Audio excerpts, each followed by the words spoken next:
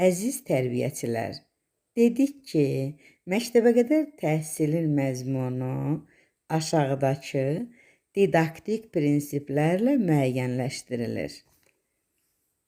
Nəticə yönümlülük, uşaq yönümlülük, şəxsiyyət yönümlülük, inkişaf yönümlülük, tələb yönümlülük, varislik, inteqrativlik, Azərbaycançılıq və dünyəvilik. Nəticə yönümlülük və uşaq yönümlülük didaktik prinsipi haqqında məlumat verdim. İndi isə bugün sizinlə şəxsiyyət yönümlülük didaktik prinsipi haqqında danışacağıq. Şəxsiyyət yönümlülük didaktik prinsipində nə deyir? Uşaqlarda zəruri həyati bacarıqların və dəyərlərin formalaşdırılmasıdır.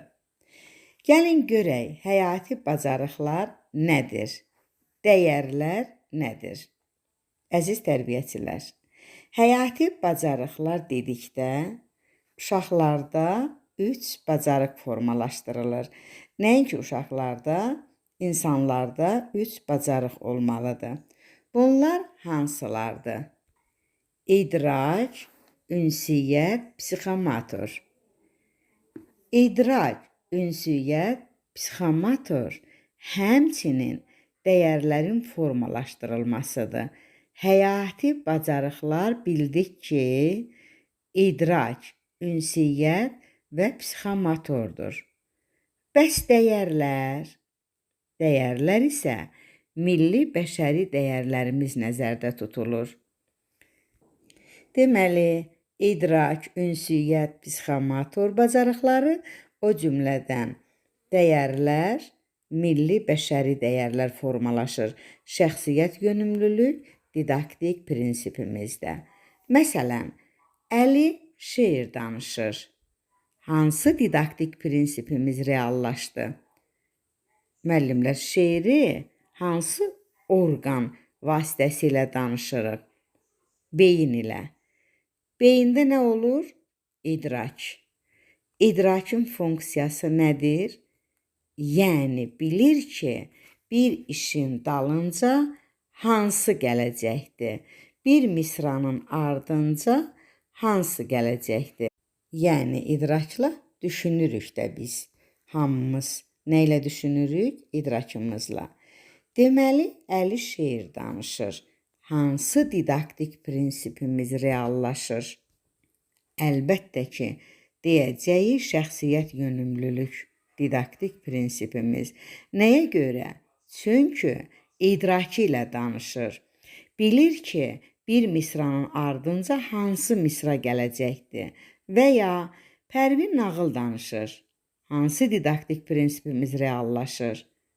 Bəli, şəxsiyyət yönümlülük. Niyə? Çünki idraki ilə danışır. Bağçaya gələn yeni uşaq digər uşaqlarla birlikdə olduqda fikirlərini çatdıra bilmir. Bu zaman hansı didaktik prinsipimiz reallaşmamış olur?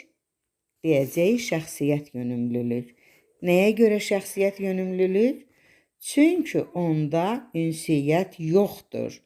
Digərləri ilə birlikdə ünsiyyətdə olduqda çəkinir. Onunla dialoq qura bilmir və ya başqa bir situasiyaya baxaq. Elvin rəsm çəkir. Hansı didaktik prinsipimiz reallaşır? Əlbəttə ki, şəxsiyyət yönümlülük. Nəyə görə? Şəxsiyyət yönümlülük? Gəlin izah edək. Dedik ki, şəxsiyyət yönümlülükdə zəruri həyati bacarıqlar formalaşır. Bura nə daxil idi? İdrak. İdrakda necə oldu? Nağıl danışdı, şeir danışdı, ədədləri cəm şəkildə ifadə etdi. Beyni ilə düşündü. Ünsiyyətdə necə oldu? Digəri ilə ünsiyyət qurdu, yeni gəldi, utandı, fikrini çatdıra bilmədi. Bəs psixomotor? Əziz tərbiyəçilər, psixomotor, motor sözündən götürülüb bildiyimiz kimi hərəki bacarıqlar deməkdir. Harda hərəkətlə bağlı nə görəcəksə, hamısı şəxsiyyət yönümlülükdədir. Elvin rəsm çəkir. Hərəkət var? Bəli. Deməli, psixomotor bacarıqları varmı? Bəli. Hansı didaktik prinsipimiz reallaşıb? Şəxsiyyət yönümlülük və ya Nicat top oynayır. Hansı didaktik prinsip reallaşır? Bəli, şəxsiyyət yönümlülük. Nəyə görə? Çünki hərəkət var. Hərəkətlə bağlıdır. Əli pianinoda musiqi ifa edir. Hansı didaktik prinsipimiz reallaşır? Əlbəttə, şəxsiyyət yönümlülük. Nəyə görə? Çünki hərəkət var. Hərəkətlə bağlıdır. Dedik ki, axı, psixomotor, motor sözündən götürülüb. Hərəki bacarıqlar deməkdir. Yəni, hərəkətlə bağlı olan harda gördüksə, bu şəxsiyyət yönümlülük didaktik prinsipimizdir. Deməli, şəxsiyyət yönümlülükdə necə oldu? Dedik, həyati zəruri bacarıqları formalaşır. Həmçinin dəyərlər. Zəruri həyati bacarıqlar necə oldu?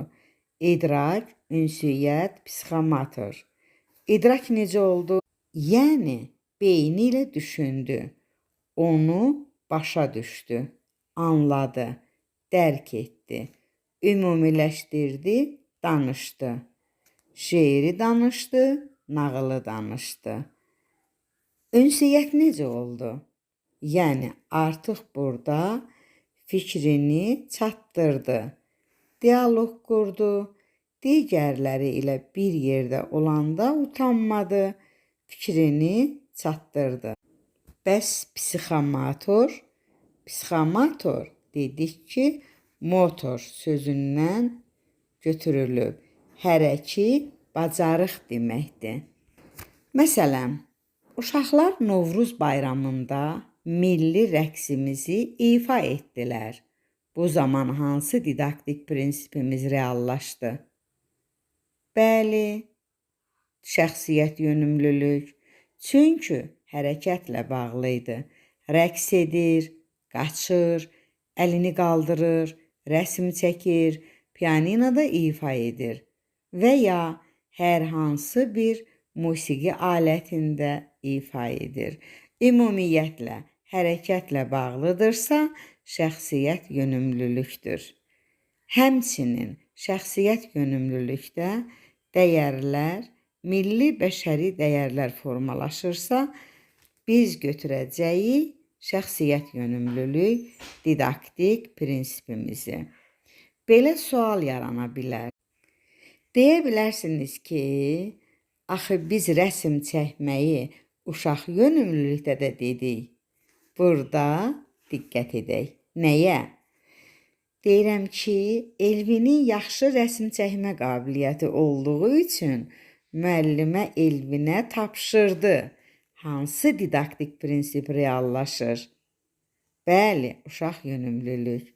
Baxın, demirəm ki, çəkir. Qabiliyyəti olduğu üçün müəllimə ona tapşırır. Burada nə elədim? Onun potensialının inkişafına yönəltdimmi? Onda olan qabiliyyəti inkişafa yönəltdimsə, yəni ona tapşırdımsa, burada uşaq yönümlülükdür. Yox, əgər deyirəmsə çəkir, ifa edir, qaçır, tullanır, rəqs edir, bu zaman şəxsiyyət yönümlülükdür. Desəm ki, əlinin pianinoda çalmaq qabiliyyəti yaxşıdır. Festivala əlini göndərək. Bu zaman hansı didaktik prinsipimiz reallaşır? Uşaq yönümlülük. Nəyə görə?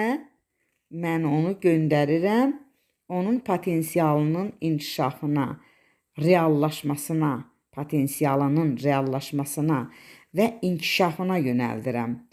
Potensialın reallaşması, inkişafa yönəldilməsi hansı didaktik prinsipdə idi?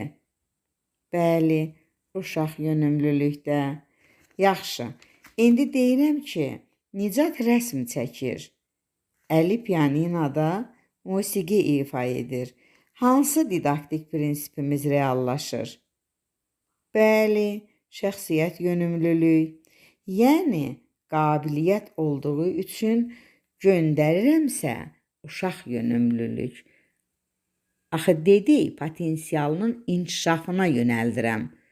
Yox, edirsə, çəkirsə, ifa edirsə, rəsm çəkirsə, bu şəxsiyyət yönümlülükdür. Əziz tərbiyəçilər, izah etdiyimiz isə şəxsiyyət yönümlülük didaktik prinsipimiz idi.